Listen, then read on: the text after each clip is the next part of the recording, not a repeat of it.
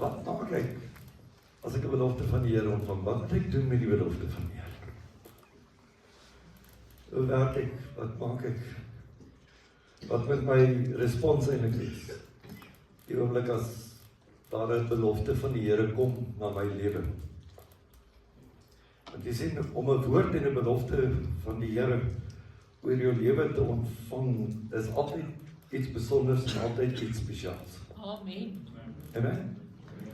Belofte oor jou lewe, belofte oor jou omstandighede, is 'n spesiale iets. Ja, dankie. Maar ek moet ook sê, as moet onthou, 'n belofte is ook nie altyd 'n kunsding wat oornag gaan gebeur nie. Dit van soms tyd vir 'n belofte om te realiseer. En wat maak ek met my belofte? Kom ons kyk so 'n bietjie na skrif. Ons gaan met Lukas 2 vers 15 tot 22 begin.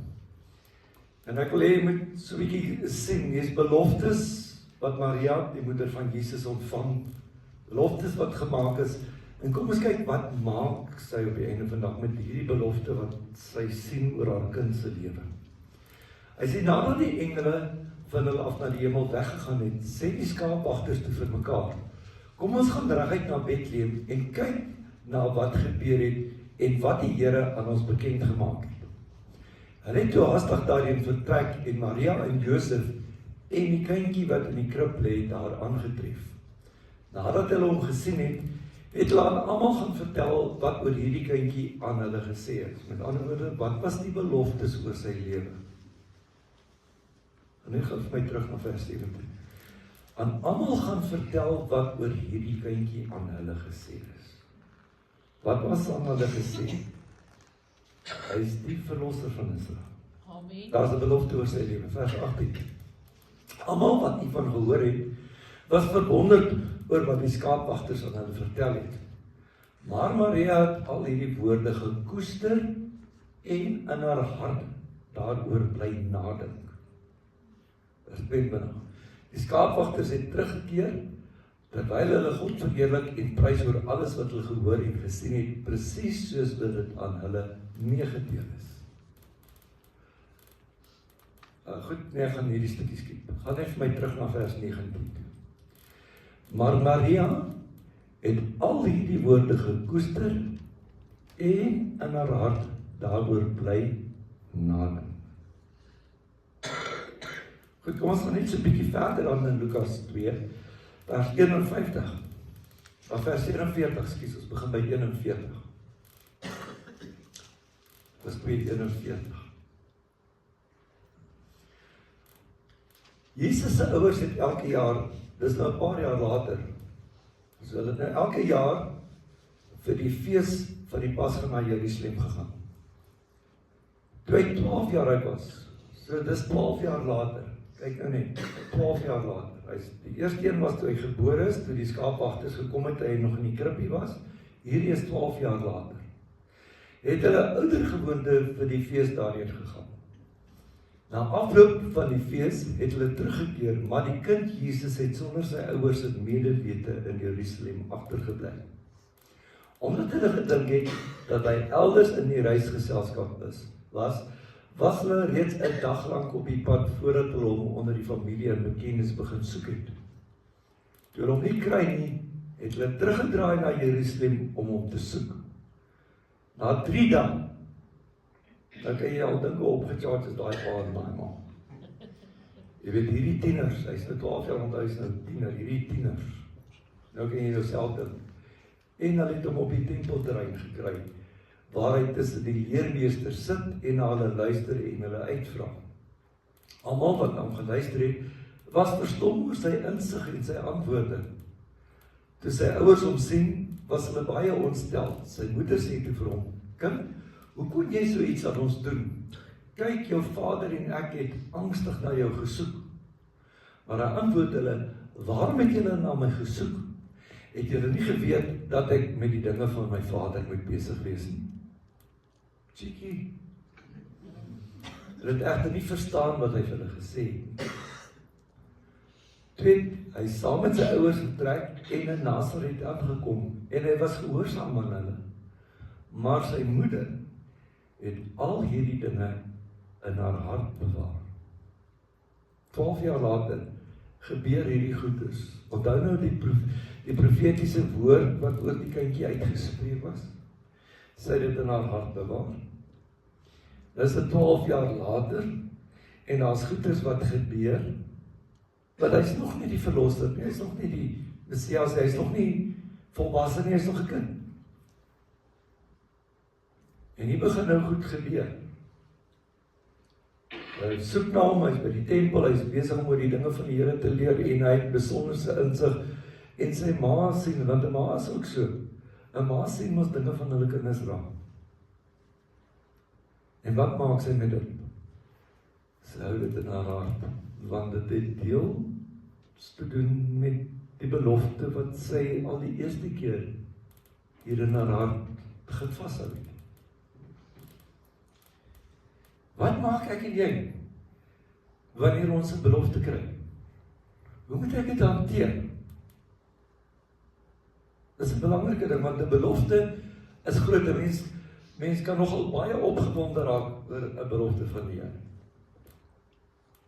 Ek onthou jare terug op die ou Maranatha Park kampgronde, was daar jong ouetjies en weet jy dan, dit was 'n besondere tyd altyd van geestelike verkwikking, die ou paaskonferensies. En dan is daar nou iemand wat vir die jong ouetjie profeteer en vir hom sê die Here roep hom vir die bediening, en dan onthou ek altyd hoe hy die seun opgewonde op die verhoog storm en die mikrofoon vat om vir almal te sê die Here het hom nou geroep vir die bediening. En dan jou groot oomies van die kerk wat in die Here is van die diens, dan trek hulle hom so hier agteraf gaan sit. We've been done that, jy weet ons ken. En jy sal verstaan as ek net vir jou sê, wees versigtig wat jy doen met jou belofte. Moet ek nou net gaan en dit gaan uitskreef van die bergtop af, wat moet ek met dit doen? Wat moet ek maak? Die Here het 'n belofte, die Here het 'n uitspraak oor my lewe gemaak, wat nou? Want een ding is verseker, die woord wat die Here vir jou en my baie keer in ons lewens gee, tree nie dadelik in werking nie. Soms ja, soms ontvang jy nou 'n woord en môre tree die woord in vervulling. Maar daar's baie keer wanneer jy 'n woord van die Here ontvang en wat dit tyd neem voordat die woord in vervulling tree. Die Here het vir Abraham 'n belofte gemaak. Sy nageslag gaan wees soos die sand van die see, en toe het hy nog nie sy kind. En dis nie dat hy toe die volgende dag op Facebook kan sit, Sarah is swanger. 25 jaar later eers. Ja, dis waar. Want toe sy dan al goed uit. So, in jou en my lewe ontvang ons 'n belofte en dit word nie altyd dadelik vervul nie. En ek meen dat toe Abraham dood is, het hy nog glad nie die sand van die see se kinders in nageslag gesien. Dit het jare gevat voordat Israel so 'n groot nasie geword het. As Josef. Josef het as 'n jong seun 'n droom. En ja, hy gaan vertel van sy pa en sy boeties. En dit is eers 13 jaar later wat hy tweede bevel is van Egipte en wat sy pa en sy broers vir hom kom buig. Nou moet jy onthou, ek het gister die belofte ontvang in 'n droom, ek het dit môre vir almal gaan vertel en toe het dit net gelyk asof die wiele van die wa afval. My broers is so jaloers, hulle gooi my in die put. Verkoop my vir 'n slaaf, ek beland in Potifar se huis, Potifar se vrou laat my in die tronk beland en daar vergeet hulle my skoon in die tronk. En teen daai tyd sou die meeste van ons al gesê het, nee, wat hierdie was net 'n fake imagination. Dit is nie regtig 'n belofte van die Here nie, dit was maar net 'n kind wat 'n droom gehad het en dit was eintlik 'n nagmerrie. Is dit nie so nie? So is daar beloftes agter die Bybel. Jy sien, want die dinge wat die Here baie keer vir jou en my beloof, gebeur nie dadelik soos wat ons dit graag sou wil hê. Maar wat doen ek met dit? As ek die belofte verkry, die eerste ding wat ek moet doen is, ek moet dit nooit vergeet. Ja, amen. Amen. Ek moet dit in my hart hou. As die Here 'n belofte gee, moet dit nie vergeet nie, onthou dit. Herinner jouself gereeld daaraan. As die teks in Jesaja wat praat, julle wat die Here herinner aan sy beloftes, moenie rus nie. Jy weet, herinner jouself meer as wat jy die Here herinner, want die Here vergeet nie die belofte wat hy vir jou gee nie. Maar ons vergeet partykeer. En ek dink dit is meer belangrik in die konteks van om die Here te herinner van die belofte, om dit in jou eie hart vas te maak dat jy onthou die Here het beloof en die Here is 'n waarmaker van sy woord, dit gaan gebeur. Onthou dit. Moenie 'n belofte vergeet nie. Moenie wanneer dit tyd vat en daar dinge gebeur wat lyk asof die belofte nie vervul word nie, asof dit alles behalwe, jy weet, want die goed wat, as jy dink aan die goed wat met Josef gebeur het, dit moes van so aard wees, dat hy hom sekerlik moes laat dink het, daai droom wat hy gehad het en daardie belofte, dit kom nie by mekaar uit nie, dit wat met my gebeur, is glad nie in lyn met die belofte nie, so die belofte is nie reg. En baie keer gebeur dit met jou en my, dat die dinge wat jou en my pad lang kom, maak dat ons moet voel en dink, ja, maar die belofte was nie bedoel nie, dit was nie eintlik 'n belofte nie, ek het verkeerd verstaan of wat ook al. Moenie die belofte vergeet nie, hou hom vas. Ja, dis waar. Onthou. Herinner die Here gereeld, maak dit in jou hart vas. Ek het nie gesê, skryf dit neer. Doen nie moeite om jouself te herinner aan dit. Skryf dit neer, hou dit iewers op 'n papiertjie in jou Bybel en hou vas aan die belofte.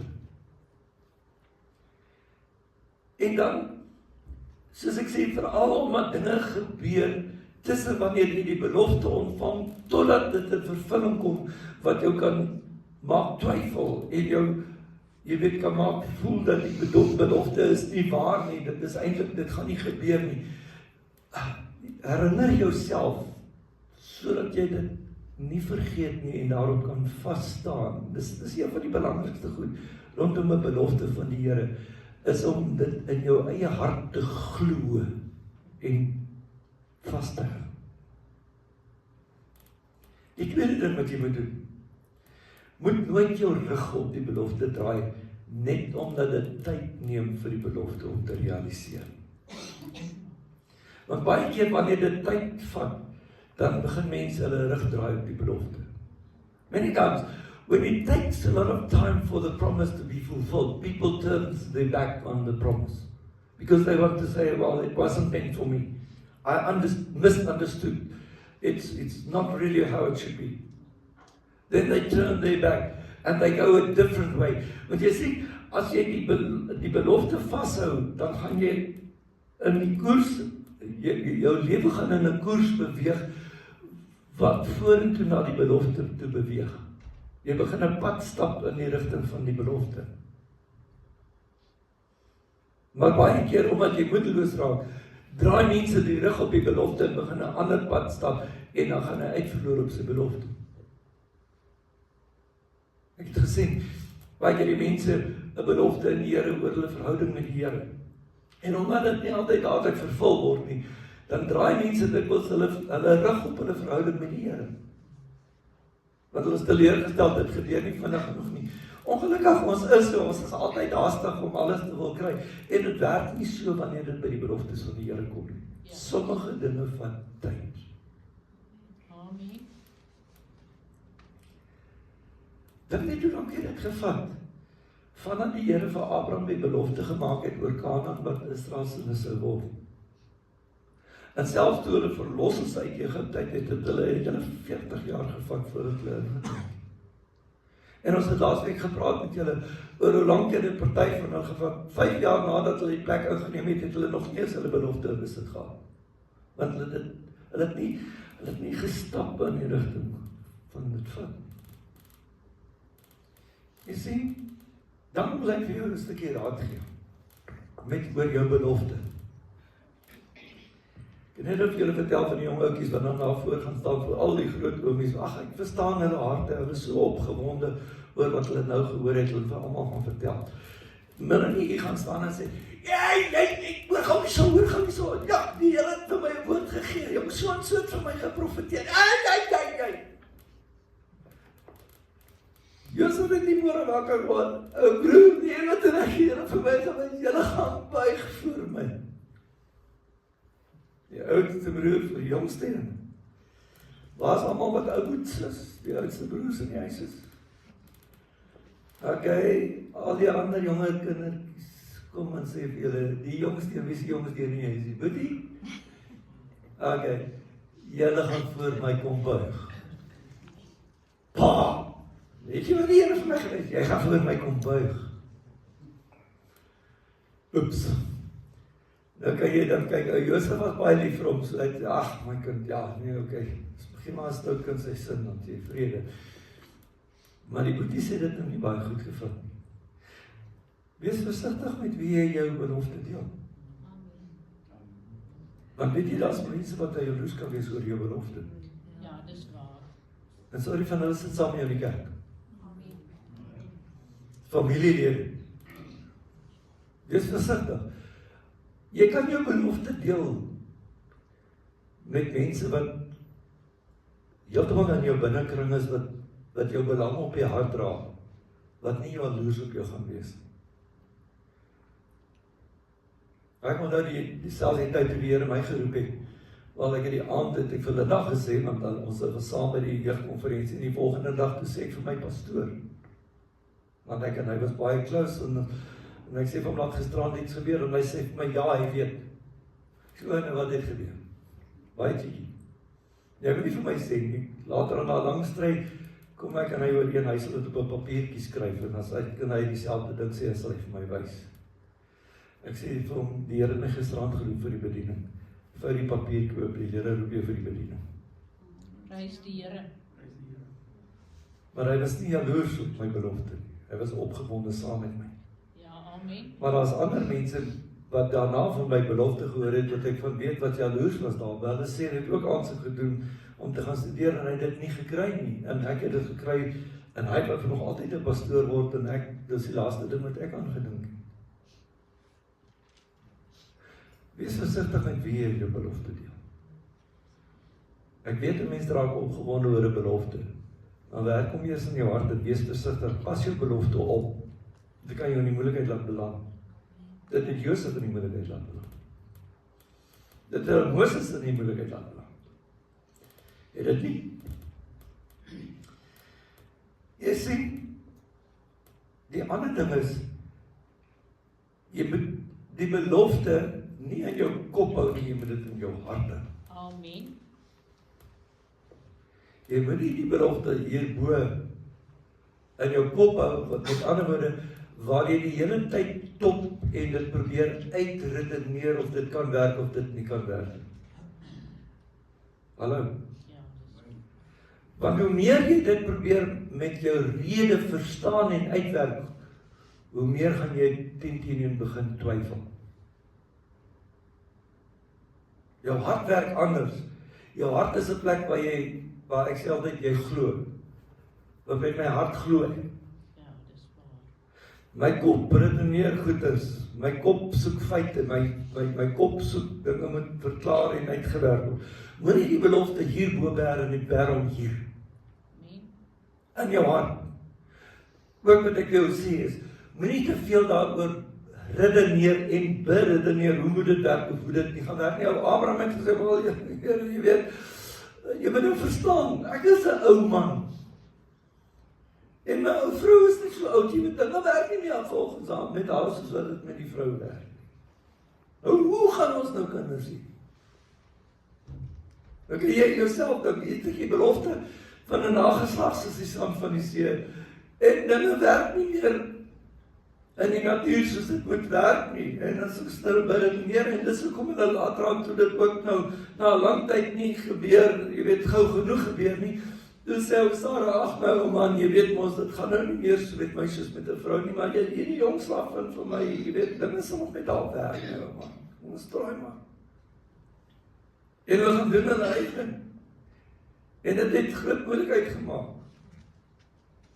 Want jy gaan baie keer probeer om jou belofte ryp te druk. Wie van julle is lief vir avokados? Jy neem van avokados, jy moet hom nie ryp druk nie.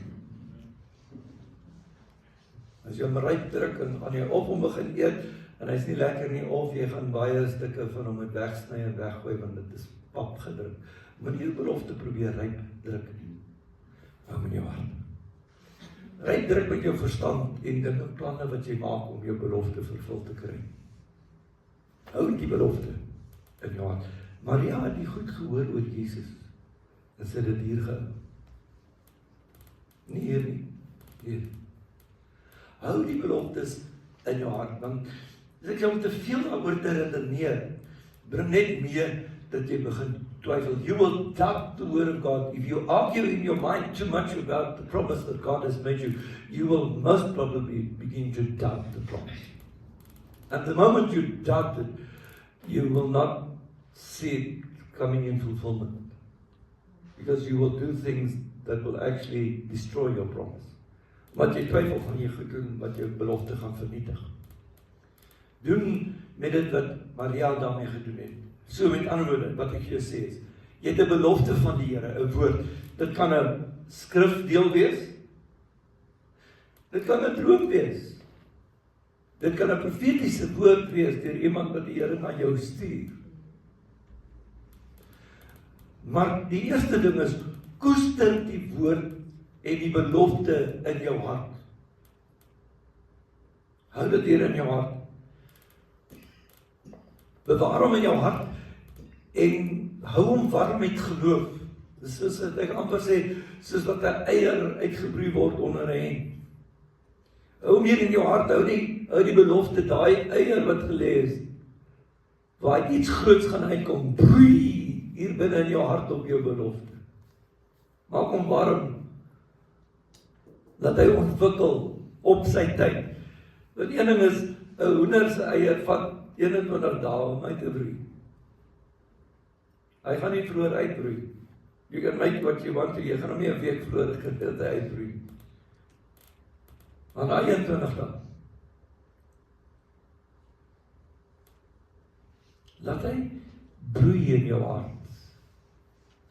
Broei in die geloof, dat jy die Here begin vertrou. Want onthou, jy is gedurig besig om jouself te herinner aan wat die Here beloof het. En jy broei hom. En hy ontwikkel. Tot op die dag wanneer die eiertjie bak. En die mooiste kuiken uitkom, die mooiste belofte. En dan altyd so my, altyd mooi, ek hou nou ook van hoenders en die goed, is vir my mooi. Die bruin of geel kuikentjie wat so mooi is, en dan die mooiste hoender kan word. Kyk, hoender is 'n mooi dier. Die meeste van julle ken nou net van die wat jy by Pick n Pay koop. Maar as jy nou, soos ek groot geword het met hoendertjies in die jaar en die goeders, of op die plaas, dan weet jy, 'n hoender kan 'n mooi ding word. En 'n haan is van die mooiste goed. En dis daai uit. Die belofte kan die mooiste ding word in jou lewe. Maar broei op hom. Laat hy uitbroei, wanneer hy moet op sy tyd, want jy weet, die Here se timing is nooit uit nie. Die Here se tydsberekening is altyd perfek. Maar nie die ou ryp druk nie. Hy moet maar op sy eie ryp word. Want jou hart is daar waar jou gees is. En daar waar jou gees is, daar kan die woord verder ontwikkel en groei. Amen. Want dis waar jou geloof gesetel is. Jou geloof is nie met jou verstand nie, jou geloof is in jou hart. Want met die hart glo ek, met die mond bely ek. Sê ek glo met my verstand nie, ek sê met my hart glo ek. Amen. Dis waar die gees van die Here werk en hy ontwikkel, dis waar hy uitbroei. En in jou hart, wanneer die Heilige Gees werk, saam met jou geloof, dan om hierdie belofte te laat groei tot verwesenliking. Tot werklikheid, totdat dit gebeur. Want Josef het tog die belofte in sy hart gehou, as 'n mens mooi lees. Die hele geskiedenis deur, kan jy sien dat tog hoe Josef geleef het, toe hy by Potifar se huis gekom het, het hy alles reg gedoen. Hy het uitgemunt sodat Potifar hom as die bestuurder van sy huis aanstel. Ja, toe hy in die tronk beland, die meeste mense sal dan nou die rug op die belofte wil draai, want nou was dit dan unfair, hierdie anti-Potifar. Maar in die tronk munt hy uit, soveel sodat hy tweede beheer word self van die tronk. Hy's 'n gevangene in die tronk, maar hy word eintlik aangestel om alles te beheer. Want hy het dit in sy hart gehou. Tot die dag wat die Here vir Farao sê, luister, daar is 7 vetjare en 7 maarjare wat kom. Nou is dit tyd dat Josef se belofte vervul word. En nou kom die tyd nader wat sy broers gaan buig. Nou, maar jy weet, dit is nou so 13 jaar later voordat hy eers tweede bevel in Egipte geword het. 7 goeie jare en 'n paar maarjare voordat sy broers kom kos soek het. En toe sy pa en sy broers kom buig. Maar dit het op die regte oomblik gebeur. Soos God dit bedoel het. Jy sê, want in jou hart word die woord altyd versorg en gekoester en geberg en veilig gehou. Maria het die woord oor haar seun en haar hart veilig gehou.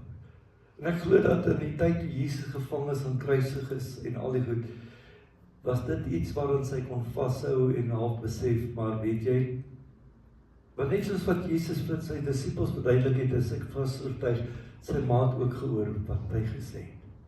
En sy kon dit bymekaar bring met hierdie woord oor sy lewe.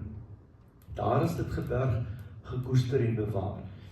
Want in jou hart groei jou geloof, sodat jy op die einde kan in besit neem, wat die Here jou beloof. Amen. Herinner jou vanmôre 'n bietjie aan jou belofte. Ek is vas oortuig julle het beloftes in julle lewens ontvang. En as jy nou eerlik wil wees, dan moet jy sê, daardie belofte het ek ontvang, daar was iets wat nog nie in vervulling is. Kom, gaan staan 'n bietjie terug. Wakker weer die belofte op. Maak hom weer wakker vanmôre. Herinner jouself. Jy hoef nou nie vir almal te kom vertel en sê, ek wil net vanmôre getuig, jy weet die Here het vir my beloof, hy gaan vir my 'n Maserati gee, 'n rooi, hy gaan outomaties wees met 20 grade vorentoe, 80 grade agtertoe. Dis wat ek wil sê. Maak hom in jou eie hart wakker, koester hom vir jou hierso. Want weet jy, die tyd is teen naby, dat jou belofte werklikheid gaan word. Ja, dis waar. Maak vanmôre jou hart weer wakker, oor jou belofte asseblief. Maak jou hart weer wakker. Koester jou belofte. Kyk weer na hom. Sê, Here, dankie vir my belofte. Ek sien uit na die dag wat dit werklikheid gaan wees. Amen. Ek sien uit.